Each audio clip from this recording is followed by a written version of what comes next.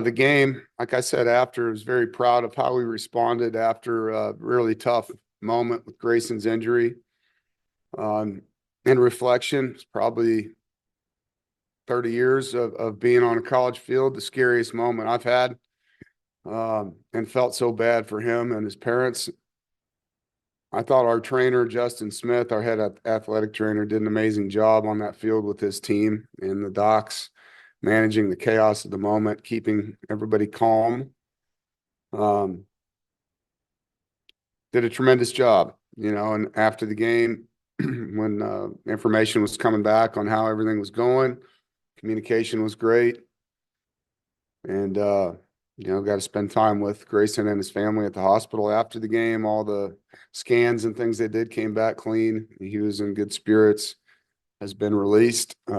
Actually, Saturday night was released and is, with his girlfriend and his parents recovering. He's in the concussion protocol, and we'll give him time, to go through all the steps that he wants to go through before we talk anymore about kind of what the next steps are. I think it's only fair to him and his family to allow them that opportunity and be supportive of him as he goes through this tough time. Thankful that he is, for the most part, okay. It's just a concussion. And when you see a guy get hit in college football or in pro football in the head, it's one thing, but when the helmet comes off and then he gets hit, that's another. And so that was a really weird thing. I don't think there was any malicious intent. It was a clean hit from the side when his helmet came off and the other player coming in. That's a tough play. And, a lot of people have asked me about the play. Was it targeting? Wasn't it? And I'm not here to criticize our officials at all. I do think that the rule probably needs to be studied. The letter of the law of that rule, he was not a defenseless player as a runner.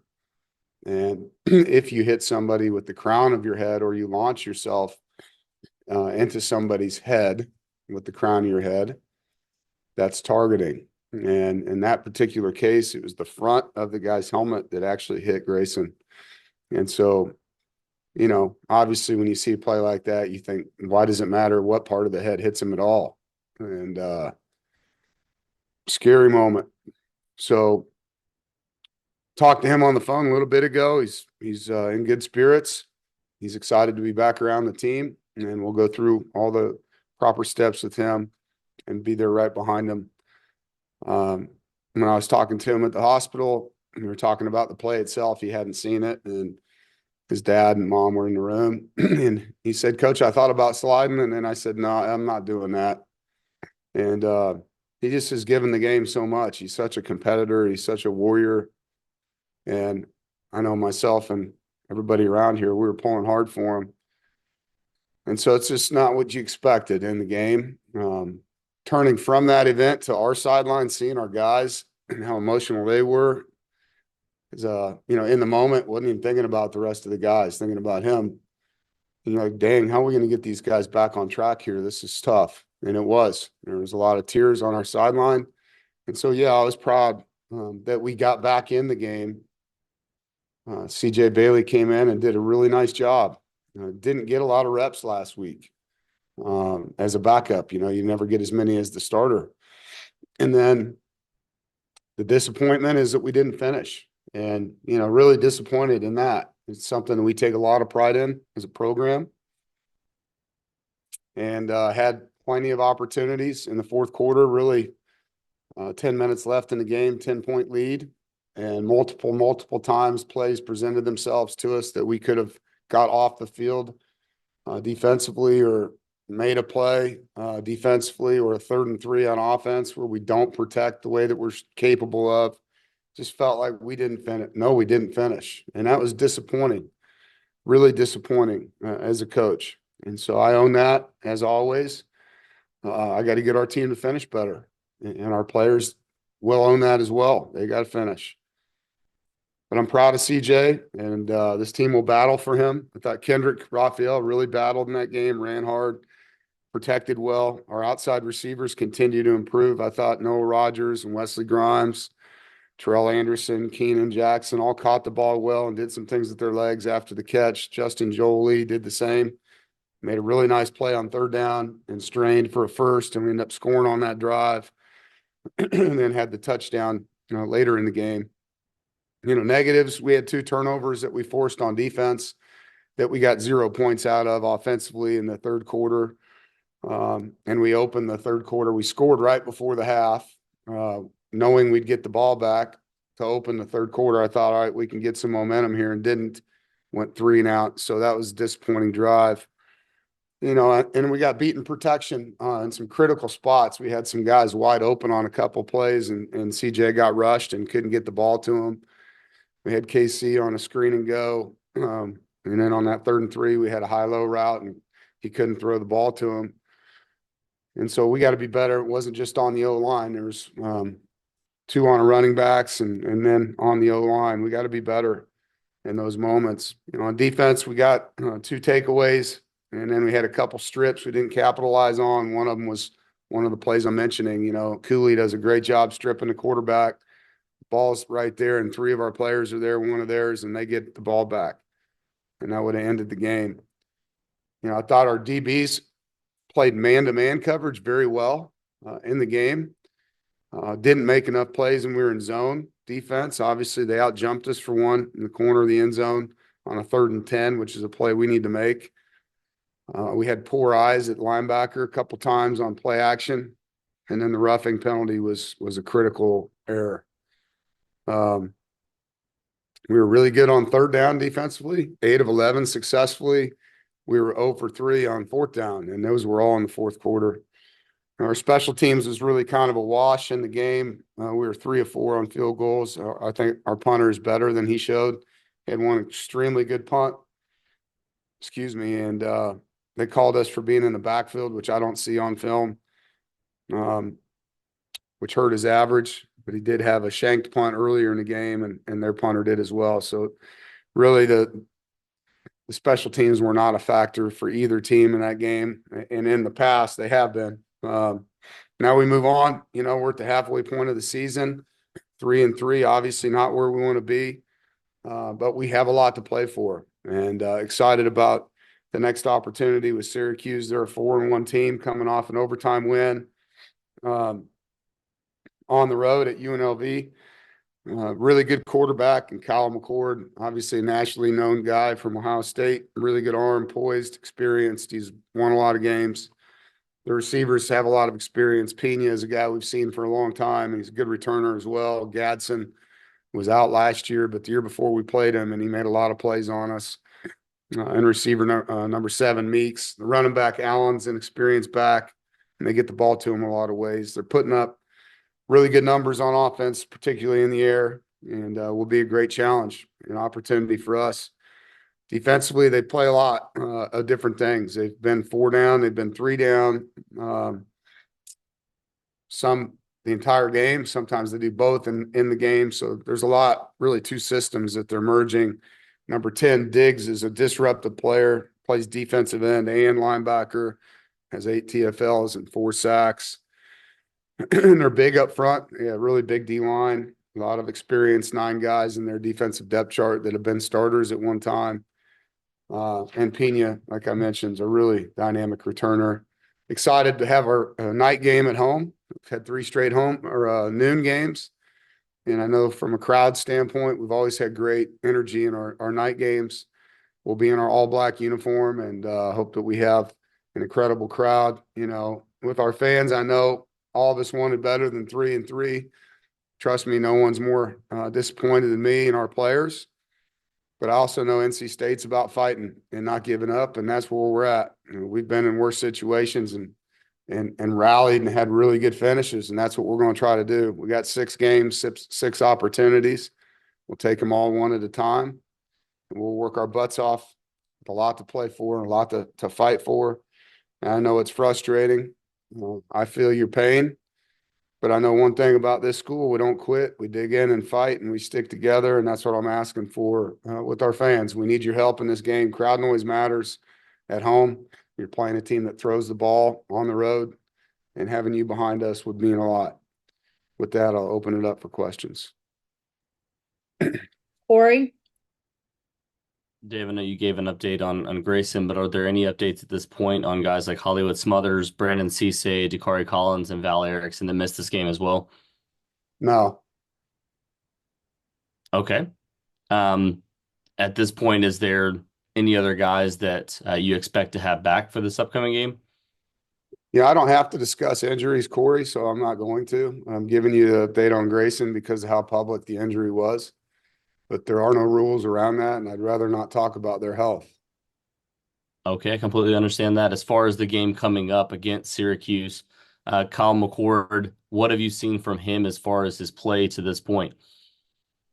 You can see that he's experienced, knows where he's going with the football, has touch, has strength of his arm, can scramble to throw. He's not really a runner, although he did have a really good run for a touchdown where he jumped over a guy on the goal line in their last win. But he is more of a scrambler to throw the football. And he's got weapons around him. He does. And they got a lot of different type of pass game. They use the screens well. They throw it down the field, vertical, horizontal, both. But he's a good quarterback, man. You can tell that he knows what he's doing and he's playing at a high level. Ethan McDowell. Hey, Coach. CJ's now has played in 5 games, and in 2 of those games, he had to come in for an injured Grayson McCall. And then, of course, he had to start. His first start was on the road against Clemson. So he's been in some tough spots. How have you seen him respond to those spots, and what makes you confident in, having him under center moving forward as long as he is? Yeah. Well, he's handled adversity very well. He's got great energy and enthusiasm and belief in himself. He gets better with each game. You can see him improving. And he loves football. He just really enjoys the process of going through the game plan and practice. And he's not an excuse guy either. When he makes a mistake, he's the first one to own it. I just think he's the guy people want to play for. And he's also a great teammate. I mean, he hurts for Grayson, and Grayson's a good mentor to him. And Lex Thomas the same way. Those guys are really tight, that group of guys. And so CJ is going to play well. He's going to come in and play really well. I'm excited for him. Noah. Hey, Coach, as you mentioned, you guys are 6 games in at the halfway point. How would you assess where the run game is at this point of the season? I would say early on it was pretty bad, and it got better. Thought it got quite a bit better against Clemson. NIU, not great. I think we had some good runs in that game, but we didn't turn the ball over, and that was a physical front. Had some good runs in this game. I think if you watch the game, how our game plan was, there was a lot of plays that were runs where we threw the football. And so we took the numbers, took the leverage, I guess you'd say. Had we handed off some of those, there could have been some pretty explosive runs if you look at how the box was on some of those plays. So there are improvements in some ways. Am I happy with it? No. I'll tell you what I am happy with. I'm happy with how hard the receivers are blocking. I think Kendrick Raphael is running really hard, physical, making plays with his feet. So I am happy with that part of it, but we can get better there. And then a quick follow-up, you talked about Kendrick. How have you seen him grow from his freshman year to his sophomore year? Well, he's gained weight. He worked really hard in the offseason to help himself, one, for his health, but two, for protection, to be able to take on linebackers. I think he learned a lot last year, being a little undersized. And so his work ethic has helped his durability and strength. The game's a little bit slower for him. I think he's just got reps, and you get better and better, but he's really competitive. And I'm not surprised, the high school he played at in Naples High, that have split back veer offense. He's kind of both tailbacks in that offense, or fullbacks half the time and tailbacks half the time. They blocked as much as they ran the ball, so he's brought up as a tough running back, not some guy that's just a skill back there. He likes the contact of the game. James. Dave, you may already have just touched on this, but the passing numbers for you guys was up this week in terms of attempts. Is that a lot based off of RPOs and different things like that, or was it the game plan to go in and really look to throw it a little more? Yeah, it's both. We wanted to get the ball to our outside guys, but a lot of the run game in college football, not just for us, you know, if people are going to play a certain way in the secondary, you're going to take what they give you at times with bubbles or smokes or slants or hitches or outs and make people put bodies on bodies to lighten the box, you know? And so when we were getting those lighter boxes, softer secondary pictures, we were throwing the ball out there more because of what they were presenting. And that's why the numbers were up. If you actually look at the play itself, you're going to see a lot of run blocking going on those quick throws because they were run plays with tagged RPOs. And just to follow up, the 4th and 9 they picked up running the football. Can you just discuss that play a little bit? What went down up front? Yeah, we had a line stunt. We were playing coverage on the play. You know, obviously, he wasn't a quarterback that ran around a lot. We had a 4-man pass rush called, and we did a poor job executing the line stunt. We got no penetration, no disruption. The game we had called is actually a really good game for quarterback draws and things like that, and we didn't execute it very well. We had worked hard on that. I know it's something Coach Wiles spoke a lot about yesterday in our meeting.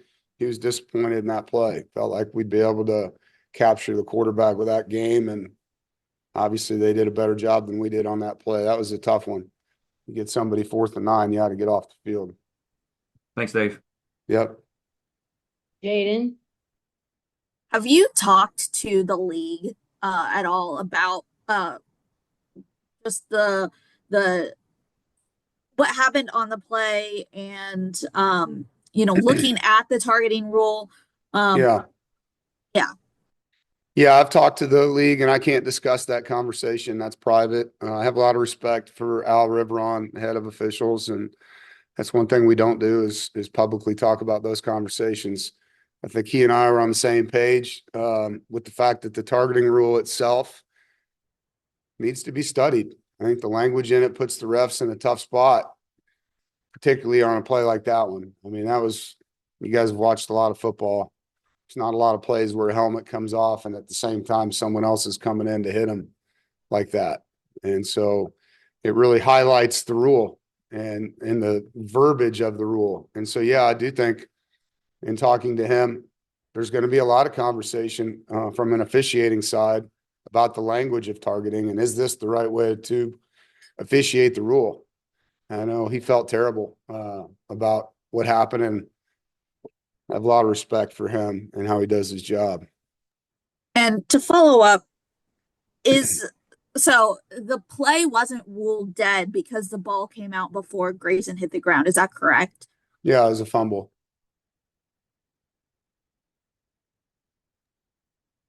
Brian Murphy,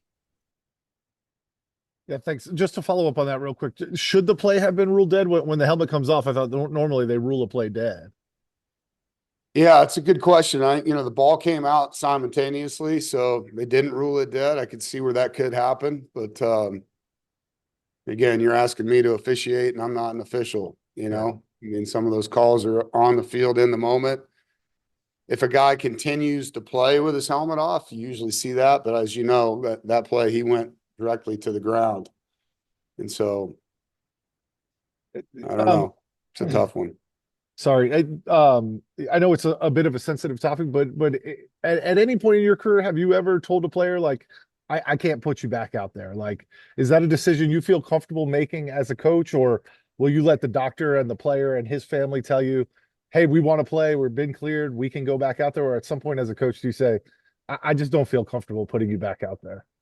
Yeah, I'm going to always first start with the doctors and the family and the young man. And obviously, if I felt that way, I have no problem making that call. But I'm going to start with them, and I think that's the right way to do it. But yeah, I mean, I have 3 sons, and I would want them to be treated the same way that I'm going to treat these guys. And if that's where we're at, that's where we'll be. But I have no problem making that decision if that's where we end up. But the steps are not head coach first. It's medical team first, family, and then bring the head coach in. Here's where we're at. Do you get a sense that you're at that point with Grayson at all? Is he talking about coming back this year? Yeah, I mean, like I told you, I'm going to let them go through the steps. And once we do that, then we'll have a conversation publicly. But he deserves that opportunity, Brian. I'm not going to supersede what he's asking for. Rob, Yeah, Dave, you mentioned the changing fronts and schemes that Syracuse does defensively. How difficult is it to prepare for that? And does having a younger quarterback sort of accentuate that difficulty? Yeah, I mean, I think we got to get into our game plan here and see where we think their weaknesses are and what their tendencies are and why they're getting into these fronts. You know, how random is it? You know, is it more down and distance? Is it more formation related? Is it was just this team they did that and it never showed up again? Like when you just watch 5 games, it's all over the place. You know what I mean? But when you start to really get into it, you can find out how challenging it really going to be. And at this point, I couldn't tell you that. Like we're in the middle of game planning right now. So, but for a freshman quarterback, he's seen a lot, man. Rob, I mean, Clemson presented everything, you know. NIU did a lot of stuff on defense. CJ's already seen a lot, and he's got a veteran center with them, and we'll have to make the plan, obviously, one that he feels good about, and that's our job as coaches to help him with that. Yeah, and I hear you in terms of you're making your plans now, but let's assuming that there are deviations and such, is this a week where maybe Grayson being on the sideline helping out could be really vital for your team? Speaking to Bailey and to Lex. Yeah, I mean, Grayson's going to be a coach one day, I have a feeling, and he's pretty damn good with those guys, you know. So if that's where he's at helping them, he's great, you know, with those guys on the sideline. And no matter what it is, you know, whether they're playing us an odd the whole game, 4-2 the whole game, or both, he's going to be really good with those guys on the sideline. Thank you, sir.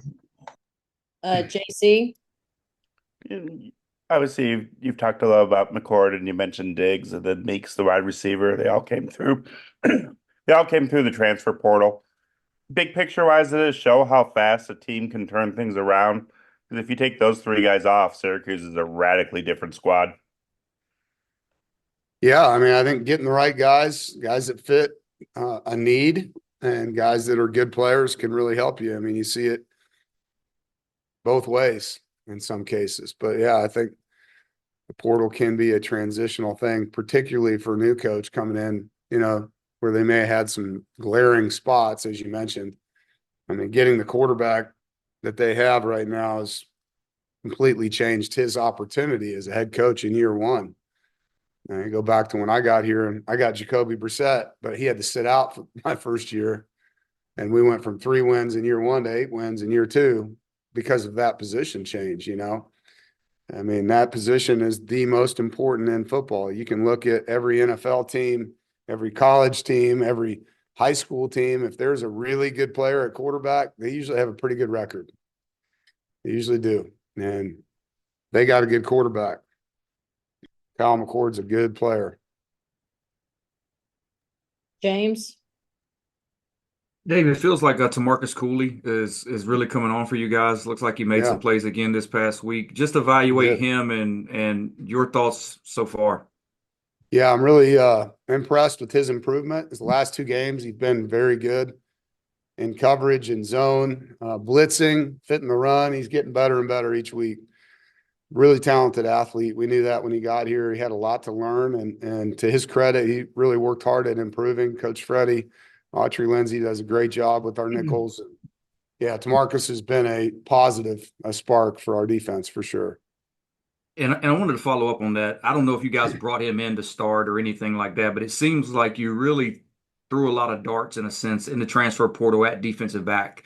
And you brought in a bunch of guys maybe not knowing what they would do. Looking back on that, you feel like that really kind of paid off for you just because maybe some are projecting out a little differently than you expected early on? Well, I think some of it's because of injuries and losses that we had, you know, guys leaving our team to go play more somewhere else. And when you add guys and then Devin Boykin got hurt in the bowl game, you know, that was a position group that we felt like needed some older players and competition in the room while we developed some of the younger guys. Damon Fagan's injured as well. And so our returning guys weren't healthy, and we had some good freshmen coming in who I really am excited about. And Ronnie Royal is going to be a really good player here. Assad is going to be a really good player. Javon Bailey's getting better. But you don't want to go from, you know, senior to true freshman at every spot. You want to have that differential. And so we knew we needed to add some guys. And, yeah, did we take too many? I don't think so. I mean, they've all played and competed, and some of them have been banged up along the way. But the reason we did is pretty obvious. Thanks. Jaden, I hate to go back to Grayson, but and I don't even know if you can answer this, but are you able to share what sort of tests were performed on Saturday?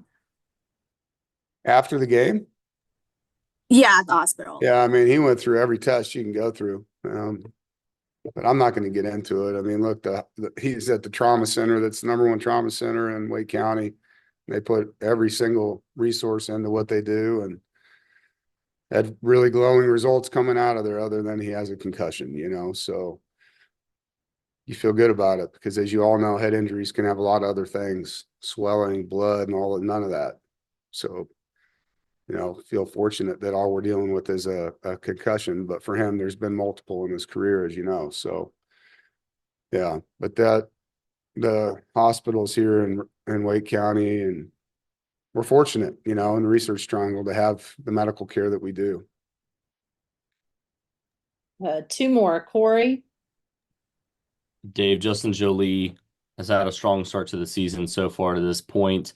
Had a big touchdown the other day as well.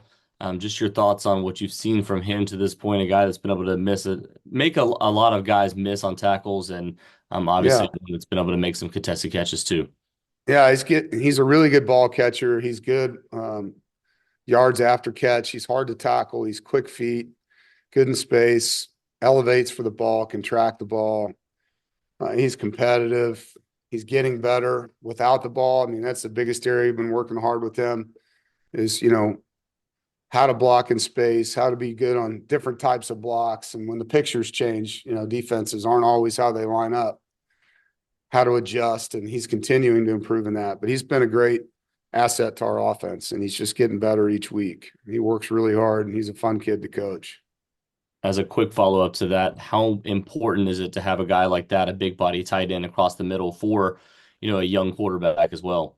Yeah, helps a lot. Quarterbacks love big targets for sure. And having a guy that can sit in space and make plays, and it doesn't have to be a perfect ball for him to bring it in with his catch radius, that helps a quarterback tremendously. Thank you. All right, guys. Thank you. thanks, everybody.